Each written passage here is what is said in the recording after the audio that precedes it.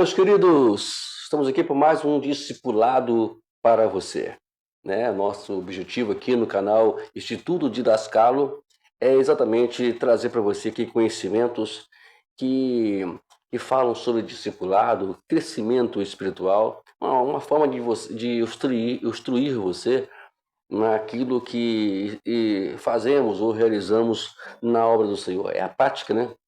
Nós temos aí já 6 playlists já prontinha para você já estudar, e estamos encaminhando para esta playlist aqui. Nós estamos aqui no curso Evangelismo de Oração. Agora as coisas vão ficar mais quentes, né? Nós falamos aqui, estamos aqui já andando com nossas aulas e tenho certeza que tudo aqui tem um objetivo, né? Ensinar você o que é o evangelismo na verdade. Temos muitas coisas que aprendemos no passado. Eu, particularmente, aprendi muitas coisas erradas e hoje nós estamos procurando obter mais conhecimento e para nós podermos ensinar também, para que as pessoas entendam que o Evangelho ele é uma coisa muito boa. Por mais que as pessoas pintam aí o Evangelho, como eu disse, hoje não vou falar sobre um assunto muito importante, né? Um assunto que tem muito a ver com o que nós estamos vivendo hoje. E a minha palavra aqui é atente-se aqui, né? E com certeza estamos com o Evangelho aí precisando mostrar o verdadeiro Evangelho para as pessoas que estão aí fora. Para que, enfim, nós possamos ver almas não frequentando igrejas, mas vivendo como igreja. Né? Então aí, no nosso curso, a verdade acerca de verdades binárias, né? É o nosso capítulo 4. E hoje vamos para a segunda parte, né, desse capítulo, dessa unidade. E agora vamos falar sobre as verdades binárias, que são duas palavras que estão juntas, mas infelizmente elas invertidas, né, acaba não trazendo eficácia na pregação do Evangelho. Às vezes as pessoas pregam o Evangelho, eu já vivi, hoje não vou falar muito sobre isso, eu vou contar até um pouco do meu testemunho aqui hoje. Vamos lá? Hoje eu vou falar sobre graça e verdade. O João capítulo 1, verso 14, diz o seguinte, né? E o verbo se fez carne e habitou entre nós, cheio de graça e de verdade, e vimos a sua glória, com a glória como do unigênito do Pai. Então, vamos falar um pouquinho sobre esse assunto hoje. É um assunto de suma importância, né? Bom, João menciona primeiro graça e depois verdade, para descrever o que ele e outros viam ao conhecer Jesus. Primeiro viam a graça, somente depois, a verdade. Em sequência, essa sequência ela é muito importante. Não são apenas palavras da Bíblia que são inspiradas, mas também a ordem em que são apresentadas. Nós mencionamos, como nós falamos aqui, é muito importante. Quando você entende a graça, você vai ver que ela deve vir primeiro, depois a verdade. Os que fazem, infelizmente, é uma inversão. Primeiro pregam a verdade, depois eles vêm com a graça. Aí a coisa já desandou, e não tem mais como consertar o negócio, né? A gente vai aprender um pouquinho sobre isso aqui hoje. A sequência dessa passagem nos diz que Jesus lançou mão do elemento ideal a fim de fazer conexão com os pecadores. Quem alimenta isso? A graça. Jesus, dificilmente, quando ele vai ao encontro aos pecadores, ele mostra a verdade, ou ele prega a verdade. Nós temos aí alguns casos impressionantes. A gente vai comentar muito sobre isso. Quer ver um caso muito importante? É a questão da mulher samaritana. Jesus chegou lá e falou, olha, você tem que se consertar, tem que largar esse homem que você está com ele agora. Você já tem uma uma sequência aí uma sequência de erros e agora continua aí no erro. Você tem que largar isso. Se você não largar isso, você vai para o inferno. Você vê que não foi assim, né? Jesus cria um momento de graça. Ele para ali no poço, pede água à mulher, aí quebra ali um dos tabus que existia entre os fariseus, os judeus e samaritanos, e ela percebe isso, né? Ela percebe que ali Jesus ele quebra esse tabu, esse bloqueio, né? E isso chama a atenção dela. E ali começa a desenrolar a conversa, até que a conversa chega a um ponto que Jesus fala: vai lá e anuncia o seu marido, né? E ela disse: eu não tenho marido. Disseste bem. Você não tem marido, não tem. Jesus não está julgando a mulher, presta atenção. Ele não está trazendo a verdade para a mulher. Ele está apenas, né, falando: não, disseste bem, você já teve tantos e agora esse que você tem não é teu marido. E ela entende, né? E ali começa o desenrolar. Aí sim, ele vem, né, dizendo assim: olha, agora, depois que ele vem com a verdade, né? Os meus adoradores adorarão a Deus em espírito e verdade. E somente esses que o Pai procura. Então, eu não quero aqui muito falar sobre isso, eu quero apenas trazer aqui a diferença. Como você deve abordar alguém, como você deve falar com alguém. E vamos lá. Bom, a gente tem muita coisa para falar aqui ainda. Estamos só apenas começando, né? Somente pecadores podem beneficiar-se de sua graça. E somente a graça possibilita que um Deus 3 vezes santo tenha contato com pecadores sem comprometer sua santidade. Jesus estava lá e ensinava isso. Então, uma passagem bíblica muito interessante que eu quero ler com vocês aqui, que é primeira carta, né? Primeira carta de Pedro, capítulo 2 e verso 21, que diz assim: para isto vós sois chamados, que também Cristo padeceu por nós, deixando-nos o exemplo para que sigais as suas pisadas. Está aqui, né? Ele deixando aqui o exemplo, ele é o exemplo disso tudo. Jesus deixa bem claro que a forma de evangelizar não é apontando o erro das pessoas, mas sim fazendo com que as pessoas entendam. Porque, gente, todos os pecadores, todas as pessoas que estão no mundo já sabem os erros que eles cometeram. Não precisa você ficar apontando. O que eles querem é ser abraçados. E o que eles querem é ser alcançados. A gente vai falar sobre isso mais. Em todos os evangelhos, vemos Jesus recebendo tranquilamente os pecadores e sendo recebido por eles. Com exceção dos fariseus e dos demais líderes religiosos, nenhum pecador jamais deixou de fazer conexão com Jesus, né? Só os fariseus. Quanto mais sujo e baixo era o pecador, mais forte parecia a sua atração por Jesus. Temos aí, além de falarmos sobre a mulher samaritana, temos Zaqueu, que era uma pessoa que estava no nível muito baixo. Ele era ladrão, roubava as pessoas. A Maria Madalena, que estava com mais de tantos demônios dentro dela, foram alcançados.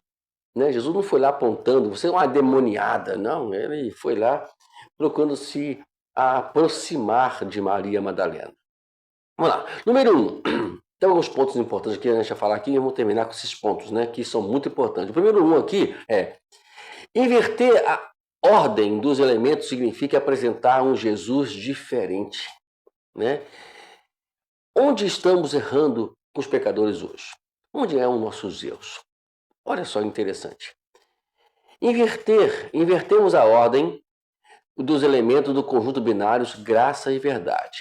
Quando apresentamos Jesus para as pessoas em geral, o apresentamos como uma verdade que precisam primeiro entender, aceitar e obedecer como precondição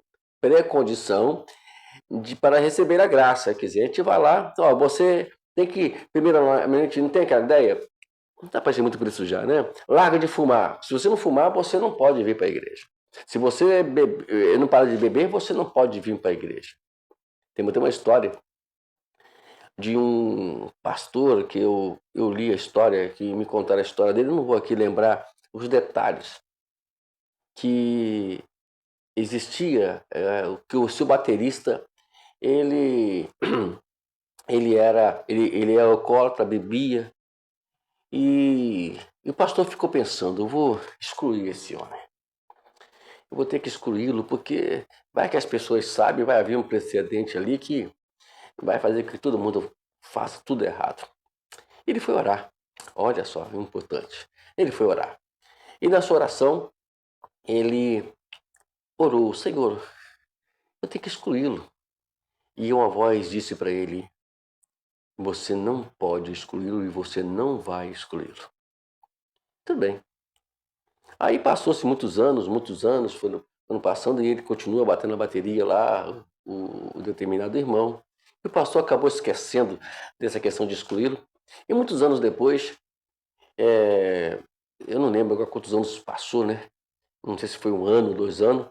Esse baterista chegou para ele e disse, pastor, eu estava pensando que o senhor ia me excluir. E no dia, eu orei a Deus. Eu disse, olha, eu falei com Deus, se ele me excluir, eu me mato.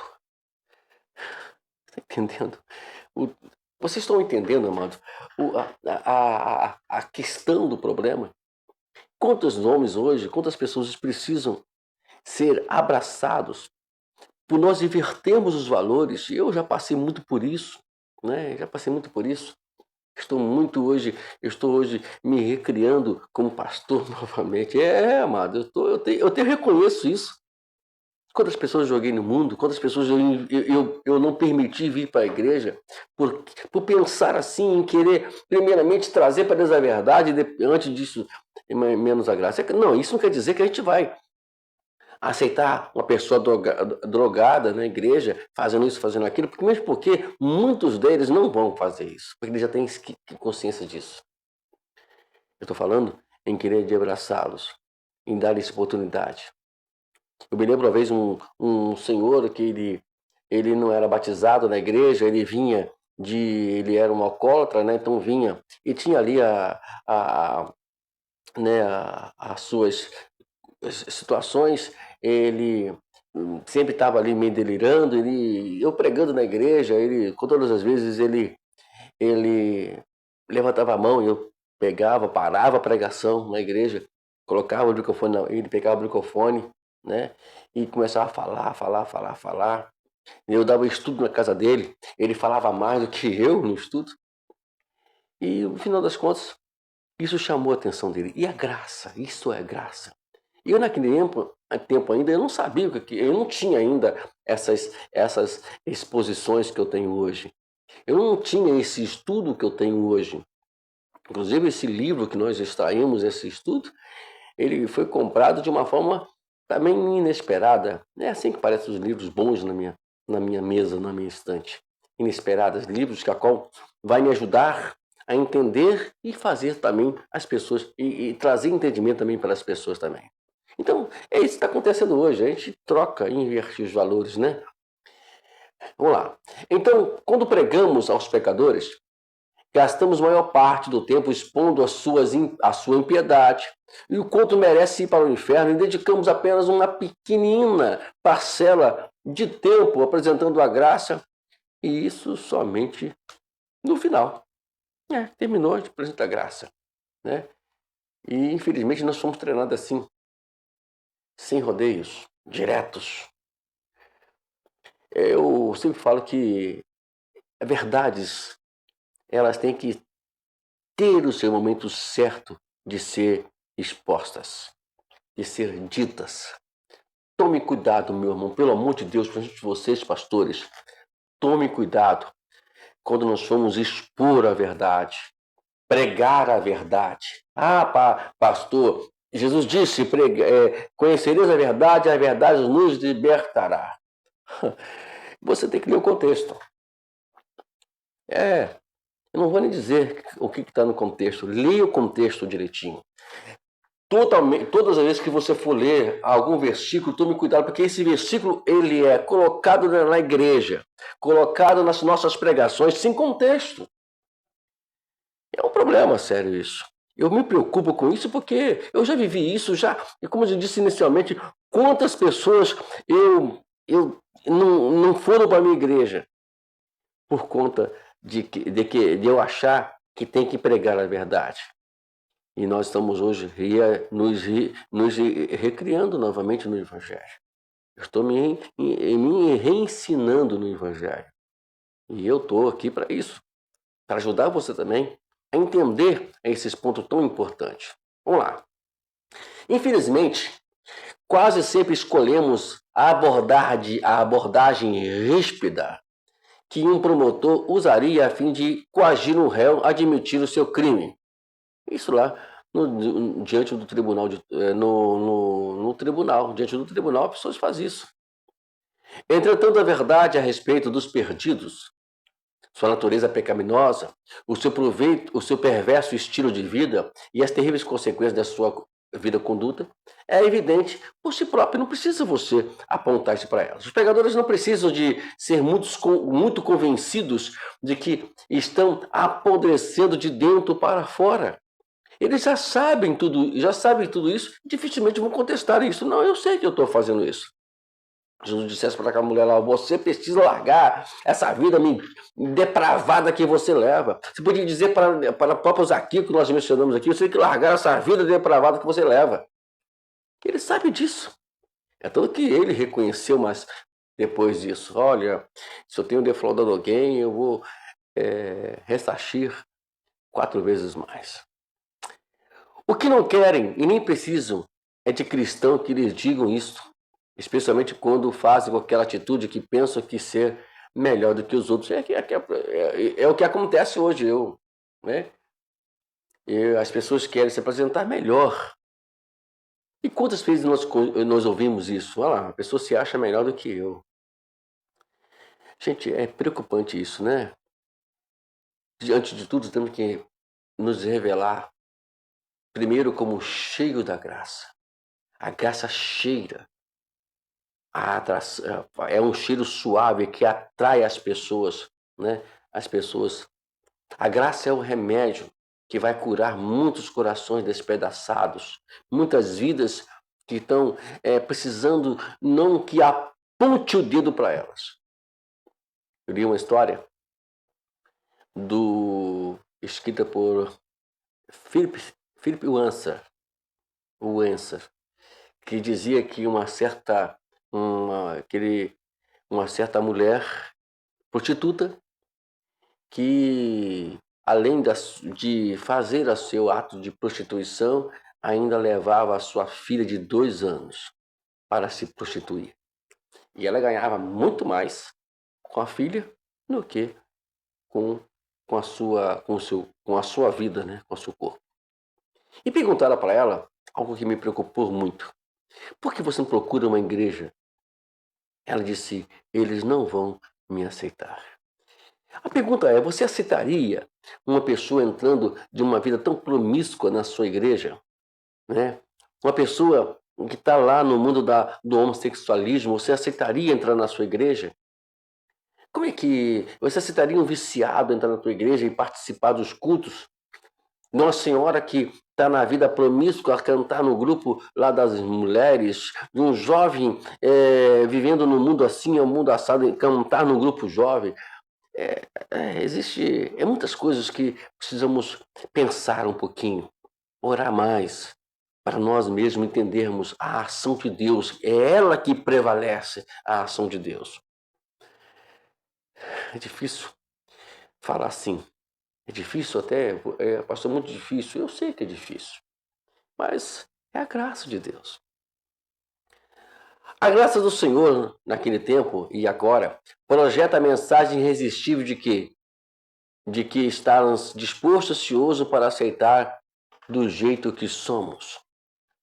A graça transmite a nítida impressão de que não temos nada a perder e tudo a ganhar. Depois, assim que estivermos seguros do seu abraço, de amor, ele nos alimentará de sua verdade para gradualmente transformar-se e conformar-nos à sua imagem. Aí vai ficar mais fácil dizer, ele mesmo vai entender que ele precisa sair deste mundo tenebroso ou das suas ações pecaminosas. Isso é tudo uma questão de nós entendermos isso. Aí invertendo os valores é mais complicado. Agora você quando aplica a graça, aí as coisas ficam muito mais simples do que nós imaginamos. Vamos lá? O segundo ponto aqui é um abraço amoroso antes de um banho urgente. Durante os evangelhos, todos os evangelhos, contamos a parábola que ressalta a graciosa natureza de Deus encarnado. Temos aí a chamada parábola do filho pródigo. Você parou para entender ali como a graça trabalha ali? Vamos lá. O menino vai lá, o mais novo, chega lá, eu quero meus bens, papai, eu quero a minha parte, aí toma aqui, vai embora então. Aí o pai dá para ele vai lá, esbanja tudo, e depois ele volta, né, como diz o ditado, com um rabinho entre as pernas, né? Todo moribundo. E o pai, por sua vez, estava constantemente esperando por ele. Ali entra a graça. O pai abraça ele, mata um cordeiro, faz uma festa para ele. A religiosidade entra no filho mais novo. Ah, tá aqui, eu estou tanto tempo convosco e nada me dá. É a questão da falta de empatia, de compaixão. Quantos dentro da igreja estão agindo como esse filho mais velho? Com a religiosidade. Como o pastor pode aceitar isso? Essa pessoa, o pastor não tem ideia como é essa pessoa, porque a igreja não abraça. Sabe que porque muitas pessoas que estão no mundo do homossexualismo, do lesbianismo e outras mais ações, da prostituição, seja o que for, eles não conseguem vir para a igreja, é porque sabem que não vão ser aceitos. Não estou falando aqui que você tem que concordar com as ações delas. Que você acha que isso é bíblico, que elas vão... Não estou falando nisso, eu falando que abraçar essas vidas, porque muitas dessas pessoas, meus amados irmãos, estão vivendo essa vida porque não têm escolha. Essa é a verdade que me entristece muito. E a igreja está aí dentro do mundo da religiosidade. E é um problema muito sério isso. Né? Às vezes você vai fazer um comentário, mas pastor, vamos conversar. Né? Se você quer conhecer mesmo essa coisa, vamos para a Bíblia. Vamos conhecer a Bíblia primeiramente, antes de nós começarmos a entrar por esse momento. Então está aqui, verdade e graça, estão invertendo. Ao inverter isso, é claro, eles não vão vir nunca para cá. Porque eles sabem que se vierem para a igreja, vão ser apontados pelos seus erros. Vão ser apontados pelas suas ações. E Jesus não faria isso. Nunca. Não. Tem um livro que eu não li o livro ainda, mas vi o filme. Em Meus Passos, como Jesus faria. É esse meu nome, né? Eu vi o filme. Gente, é para poder reformular pensamentos. Reformular ações nossas dentro da igreja. Está na hora disso, né? As pessoas não são atraídas, ou melhor, deixa eu aqui. Infelizmente, invertemos a ordem de elementos graça e verdade e diminuímos tragicamente a sua eficácia. Diminuímos essas eficácias. As pessoas não são atraídas ao nosso Jesus porque antes de falar sobre o seu amor e compaixão pelos pecadores, temos uma tendência de enfatizar a sua aversão pelo pecado e a penalidade que precisam ser paga por pecadores impenitentes. Fazemos isso com tanta intensidade que os pecadores não têm opção a sentir-se rejeitado. Precisamos aprender com Jesus que ele disse, lá no capítulo 11 de Mateus, verso 29, tome sobre vocês o meu jugo e aprendam de mim, porque sou manso e humilde de coração. Vocês acharão descanso para a sua alma. Eles estão cansados, meu amado. Eu falei aqui, nós temos que seguir o exemplo de Jesus. que estão cansados, que chegam na igreja apontados, espancados, né, biblicamente. Se você não se converter, você vai para o inferno. Pregue a palavra, pregue o amor. Quer um conselho? A carta de 1 João. Leia essa carta. Pregue a carta. Faça uma exposição da carta de 1 João.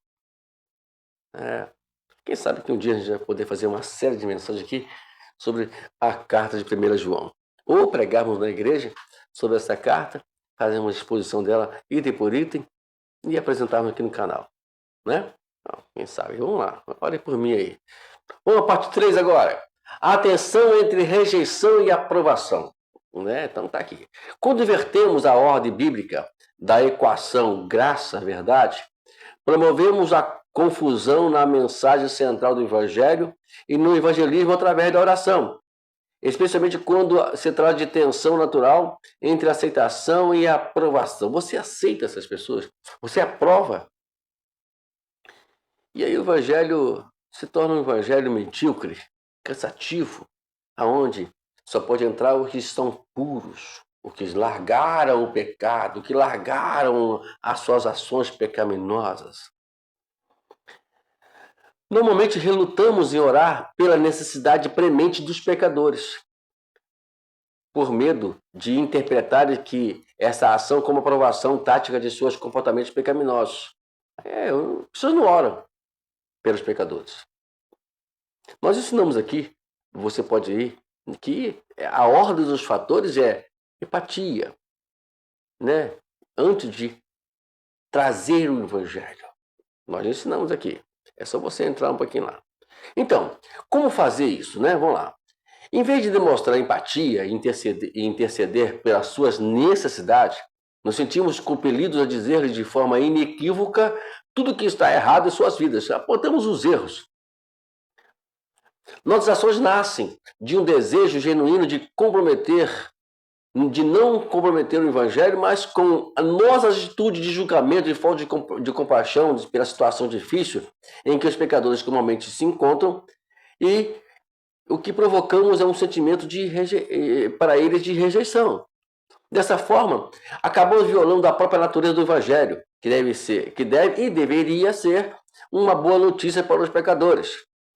Os pecadores precisam ver que nosso Deus é, de fato, um Deus de compaixão. Para ajudá-los a ver isso, nós mesmos precisamos entender que, embora Jesus seja verdade, essa verdade precisa ser vista através do prisma do convidativo da graça. É eles que têm que enxergar essa verdade e nós vamos apresentar essa verdade para eles. Então, alguma coisa está errada. Isso está prático, isso está bem visível. Né? Essa briga aí dos ativistas do LGBT com os evangélicos está evidente, eles estão lá. Né? Essa briguinha aí, alguns pastores que estão até renomados poderiam ser uma influência boa. Estão sendo uma influência ruim, mostrando o evangelho ruim. Fazendo que se criam leis no Congresso para aceitar o LGBT. Mas por que existem essas leis? Por que estão fazendo essas leis? Porque existe uma briga. Estão brigando. Né? Os evangélicos, né? Brigando com os ativistas. Não é isso que Jesus ensinou. É complicado. É triste. É lamentável isso que está acontecendo. Nós precisamos mudar a forma de pensar. Que evangelho é esse? Diz que é boa nova, diz que é paz. E, na verdade, é um evangelho de guerra. Número 4. Precisamos demonstrar um Jesus certo. Quem é esse Jesus certo? Vamos lá. Em outro caso de paralisia espiritual provocada pela manipulação de Satanás dessa verdade binária, ele está aí envolvido e acaba levando os evangélicos, os crentes, né, a fazer essa bobagem. Os cristãos normalmente não oram pela necessidade premente dos não salvos. Saúde, trabalho, prosperidade, a não ser que primeiro se torne cristão. Então, se ele vier para a igreja, Se vier para a igreja, eu vou orar por eles. Eu vou orar pelas suas necessidades, eu vou orar pelo que está acontecendo, né, pela sua saúde, mas tem que vir para a igreja. Não ir para a igreja é incrível essa bobagem de campanhas, de cultos, esses cultos medíocres, que chamam de culto de libertação. Me perdoe, eu tenho uma bronca disso. Se o negócio do crente vai à falência, o que acontece? Há um regozijo da desgraça deles, né? Esperando que o fracasso deles faça-os voltar para Cristo. Vai lá, deixa ele lá. Tá vendo aí? Tá tudo uma desgraça lá. E ficam rindo, regozijando. Não, agora eles voltam para Jesus. Agora eles vão vir para Jesus, como fosse uma forma de voltar para Jesus. É isso que está acontecendo. Eu não falo isso porque eu estou lendo alguns assuntos, é porque nós presenciamos isso. E de alguma forma eu já pratiquei isso. E sei como isso é errado. Irmãos, como é duro. Por isso que hoje eu estou investindo nisso, no discipulado. Aqui nesse canal de Instituto Didascalo. Justamente para poder tirar passar para vocês o que eu cometi de errado e tentar hoje, procurar hoje consertar isso. Né? Consertar isso. Olhamos para misérias em que os perdidos encontram e pensamos: eles deveriam ter escutado eu. Se me escutasse, né? Não estariam passando por situação assim. Eu já escutei isso, eu já falei isso algumas vezes. Como é errado, irmãos, como é errado. Pastor, já fez, eu já fiz, por isso que eu estou aqui ensinando para vocês. Esquecendo-nos que o pecado é uma condição de cegueira que acaba pervertendo a mente, fazendo com que os pecadores se tornem espiritualmente insanos e autodestrutivos. Nós estamos aqui para mudar isso. É esse o nosso papel. Aí pensamos, eles são muito crescidinhos para entender essas coisas. Eles sabem muito bem o que estão fazendo. Não. Gente, os sábios que somos nós. Os sábios é que tem que dar entendimento aos não sábios. E acaba mudando as coisas, né? Os que crucificaram Jesus eram líderes e religiosos com um profundo conhecimento das Escrituras. No entanto, Jesus os absorveu, dizendo: Pai, perdoa-lhes que não sabem o que fazes. Lucas 23, 34. Jesus perdoou os líderes religiosos. A verdade sem a graça, ela mata. Observe o que Paulo disse em 2 Coríntios, capítulo 3, verso 6.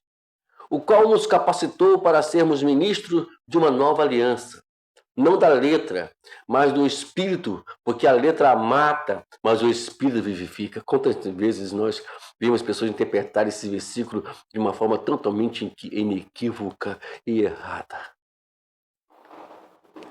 Eu falo a verdade. Cuidado com a verdade. Eu conheço pessoas aí no Instagram, né, principalmente no Instagram, falando aí que eu falo a verdade mesmo. Cuidado, meu irmão, cuidado, minha irmã. Não foi para isso que nós fomos chamados. Não foi para isso, não. Vamos reaver nossos conceitos sobre o que estamos falando aí. E Paulo disse que ele nos capacitou para sermos ministros de uma nova aliança. Aqui está falando da graça, meu amado, da graça. Com frequência olhamos para os perdidos e focalizamos a sua pecaminosidade. E a forma como essa se manifesta em seus comportamentos destrutivos e não lançamos mão da provisão da fé que Deus nos deu a fim de orar pelo que Deus tem reservado para eles. Aí eu fico, que fé é essa que nós temos? Que fé é essa que pregamos? E aí? Você entraria num centro de macumba para pregar o evangelho? Você entraria na igreja, aonde, numa instituição dessas que nós... Sabe que hoje as pessoas não vão para igrejas e discriminam a gente? Ou não tem gente como pessoas muito santas por causa disso. Bom, pastor, aí você pergunta para mim, pastor, se o padre convidasse você para pregar na igreja, eu iria. Com certeza, meu amado, sem medo nenhum. Ah, mas lá do Candomblé convidou o senhor para pregar. Eu vou pregar o Evangelho da Graça. O Evangelho da Graça que eu vou pregar. Não vou pregar ali a religião deles. Não importa o que eles pensam. O que importa é que eu vou pregar o Evangelho da Graça. Orar a promessa e não o problema. E nós estamos muito preocupados com os problemas e não com a graça, com a promessa que Deus fez a todos eles. Jesus disse: ide por todo mundo pregar o Evangelho a toda criatura. É um Evangelho, boas novas, não é o inferno, não é. Chega lá na igreja católica e fala: olha, tá vendo aqui, esses ídolos aqui, tem que, se você não tirar, tu vai tudo pro inferno. Aí vai numa banda, aí se você não, vai tudo pro inferno. Não é assim, não, pelo amor de Deus. Não faça isso. Estou aqui para te ajudar, meu amado. Vamos terminar essa parte dizendo aqui: do contrário, estamos apresentando um Jesus que se encaixa bem em nossa teologia, mas não existe nos evangelhos, que não existe nos evangelhos. Tem Jesus que é pregado teologicamente, mas não no evangelho. Um Jesus que nos esforçamos muito para levantar, mas não atrai a ninguém, muito menos todos os que prometeu nas Escrituras. Para terminar, deixa eu ler aqui como que foi a igreja de Atos dos Apóstolos. Eu queria ler aqui no capítulo 2, verso 47. Você pode ler o contexto se você quiser, mas eu vou só ler só esse versículo aqui, que é o capítulo 2, verso 47, que diz o seguinte: louvando a Deus e caindo na graça de todo o povo, e todos os dias acrescentava o Senhor a teologia, teologia, conta minha cabeça. Eu vou ler de novo. Louvando a Deus e caindo na graça de todo o povo. E todos os dias acrescentava o Senhor à igreja aqueles que se haviam de se salvar. Caindo na graça. Todos acharam legal, porque algo atraía eles. A graça atraía eles para a igreja. Mas hoje a aula foi boa. E não vai parar por aqui, não. Semana que vem nós vamos falar sobre poder e sabedoria. Olha, outro ponto importante. Poder e sabedoria. Quantas vezes nós invertemos também isso também. Nós vamos explicar isso semana que vem. Conto com você, hein? Né? Que Deus abençoe a sua vida, meu amado. Que Deus nos dê graça e força a cada dia. Até semana que vem. Vai dar uma continuidade aqui sobre essa unidade 4, que é verdade acerca de verdades binárias. Deus abençoe. Até a próxima aula.